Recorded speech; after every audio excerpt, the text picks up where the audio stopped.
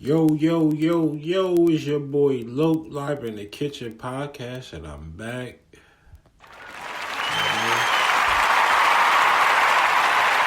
Shout outs to everybody. Shout outs to my sponsors, 48 Hour Records. Shout outs to Island Valley Cuisine on 675 Blue Hills Avenue, Hartford, Connecticut. Check them out. The food is delicious. The Tobacco Shack on Windsor Ave in Windsor, Connecticut. Go check them out. Go get all your accessories. Check the Good Chef out on IG. Check his menu. The menu is superb. The food is great. Check him out. You won't be disappointed. He also on Twitter, Facebook, all social media platforms. Just check him out. It's worth checking out. Shout out to Girls and Pistols Production. Once again, I see y'all doing y'all thing, doing big things, and ain't nothing wrong with that. We all got to progress. And today's story is about Game Over. It's going to be about Alpo Martinez and Rich Porter. Some of y'all might know them as Mitch and Rico in the movie Paid in Full. But, there's been a lot of stuff coming out lately. Alpo been doing interviews. Well, it was an old interview, but now it's getting released because, I guess it's leading up to something. But they titled Game Over because it ain't just, just because it's about them. The game is over as far as the streets aspect of it. But what I want to touch on was their underlying problems and what could have led to a different demise of both paths in their life. We're gonna put a little spin on it because everybody that told their story about it, it ain't no way to cut and slice it. We all know Alpo told, but what are y'all mad at him for? He did what was best for him. I get it. I know people don't condone snitching, but there ain't nothing you could do, and you're not going to do nothing about it, so stop acting weird like y'all going to run down on this man and do something to him, and blase blah, and the third, y'all mad about Rich Porter. Y'all not even from Harlem. Y'all don't even know, this is what I don't like. If you're not from somewhere, don't interfere in their backyard, as I was always told. People can have their opinions, but your opinion don't matter if that was a real life situation. That man lost his life. And other things happen. And y'all, it's sad. Come on now. It's real sad. Y'all run with idiot, y'all run with idiot everything that a person tell y'all instead of actually doing some research and looking into what the situation was. Him and Alpo fell out. Excuse me. Him and Rich Porter fell out. Rich Porter and Alpo fell out over money and drugs. Who's to say that they already been having problems prior to that? We never know until we actually hear the story from all sides. Everybody gonna say, "Oh, this be a lie, because he got in jail, this, da. We don't know that. That can actually be the truth. We don't know what Rich Porter's truth is because he's dead. And I get that part. Rest in peace to him, his family, his sister Pat Porter, his mom, his little brother Darnell that got killed, And then that's another thing. Y'all knew that the preacher crew could have been or could have did something. And y'all know that these dudes been around doing the same bullshit, but nobody alerted nobody. Nobody said, "Oh yeah, let me give your heads up. So and so is extorting, yada yada yada." Y'all could have probably nipped that in the bud if y'all would have went to war with them dudes in the 80s or the 90s or whatever the case may be and got that shit out the way. Niggas ain't gonna keep robbing niggas. Get some money or get the fuck out of Harlem. Same shit with Alpo and Rich. Y'all niggas could have just got money. You ain't have to overcharge them for the birds. the prices was going down, and then everybody that was in the game, they know the prices was going down. They kept going down. They even went down. They didn't go back up into the early, back into the 2000s. And, the 2010s, them shits went back up to like 38, 40 for a joint. You know what I mean? But that's even here and there. But it's just like everybody knows the game is up and down. So I feel Rich, he was trying to probably get a couple extra dollars. A nigga going OT. He already know a nigga going bang the OT niggas with a price over the head. Gonna be something crazy. But this is my probably where's the value of the friendship. Like, I know they say Alpo was trying to get the nigga to come to DC to see how the inner workings of everything was. But who's to say that he wasn't afraid of Wayne Perry or, what else could he go down there and possibly get killed? You know what I mean? Like, you gotta put that into account, bruh. It's like you gotta look at everything from every angle. It's not like just, oh yeah, I want to go down here because this nigga making $500,000. No, you gotta look at it from every aspect. I got family, kids. I'm going OT. I could get locked or shot.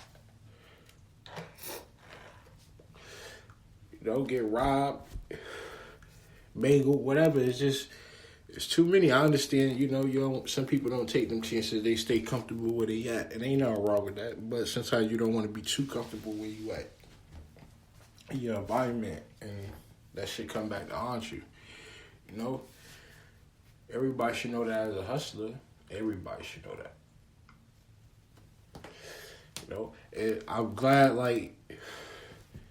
other platforms, YouTube, Flip the Script podcast, Gully TV, all of those, they talk about this stuff, but they don't give you no actual other views out of this shit. Like, I get what I get everybody got their own points. Some people got negativity, some people don't, some people not biased, some people are. And to me, I'm not biased to the story because I'm not from Harlem, so I can't interfere in what they saying. I only can listen to both sides, regardless what side it is and what side it's not. I still want to hear everybody aspect that was really, really there. Like Gangsta Lou, he got a lot of, shout outs to him. Go check him out on IG, check his interviews and stuff. He definitely have a lot of insight on that, AZ, he got a lot of insight.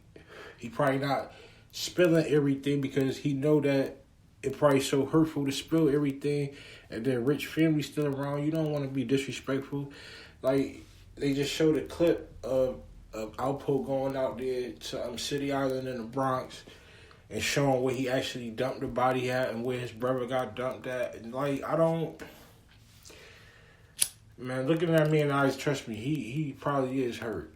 That was his boy, but he, at the end of the day, business is business. Not to say it on ignorant terms, but if you're dealing with somebody, business is business. You cannot fuck up somebody else's money, or you cannot interfere with somebody's cash flow because of your own greed. Just like I advise, when dudes going to jail, keep your mouth fucking closed. Just shut the fuck up and man up. It's just never no beating up. Everybody want to run wild, do this, do that. Just like they want to say, oh, Alpo snitching, it got 35 years, but he still did time in jail. So all that snitching, allegedly cooperating, whatever you want to call it, didn't do him no good because he still did days in jail. And he did decades. It ain't like he just did a couple of years. He did 25, 26 years in jail and then got out. It ain't like he got out the next day. Nah. So it was still for nothing because they still took 20 plus years out of his life, took this man's life. His boy got 6 life sentences, Wayne Perry. He up there in the ADX in Colorado. So, it's everybody. Look at AZ. He got shot in 87 and never went back to the game because he already knew what time it was. And it was going to get worse for him. You think one nigga shot him, another nigga, there's 100 other niggas going to be gunning for that nigga. So, He knew. Saw the writing on the wall, got out. Nothing wrong with that. That's cool. Everybody see stories, they hear stories, they get fascinated, they see these movies. And even when I saw Paid in Full, I know it's like, yeah, I thought that really happened. Nah, a lot of that stuff didn't even really happen. Like, Mitch ain't get shot in the hallway. Nigga got shot in a car by 2 guns. The nigga, rest in peace, Lil Gary, and Alpo had to drag the nigga out the car and dump that dude and roll him up and preserve his body, put him on the side of the highway, somebody found him, whatever, so on and so forth. But it's, don't romanticize so much with a movie until you actually know what it is, and then you could just say, all right, this is just entertainment value, and it's a real story, but at the same time, there's a lot of stuff that was left out and left behind that was more important to the story. Rich Porter, they made it seem like he was all about Jerry. Nah, but he helped his community. He was taking kids on bus trips and people OT and giving away money and doing shit and doing, even though whatever is illicit, is bad, whatever you want to call it, yeah, we all was in the streets doing some dirt at one point in time, but I don't feel like they should just always put the negative light on it, We understand that it comes from a negative situation and a negative environment. We understand all of that, but it's just, I don't know. I feel like, it's a story that probably can intrigue people to understand. Story like, yeah, you could do this, do that. Yeah, you're going to get killed. And then there's other people that's going to look, oh, his boy did this and did that to him. Then the other dude that walked away, they need to, push that out a little bit more. And, to me, I feel like, and even now, like I said, go back to Alpo. They keep showing the interviews and stuff and talking about how he filed. No, I mean, y'all done made money off this man's story. I'm pretty sure now it's his turn to make something.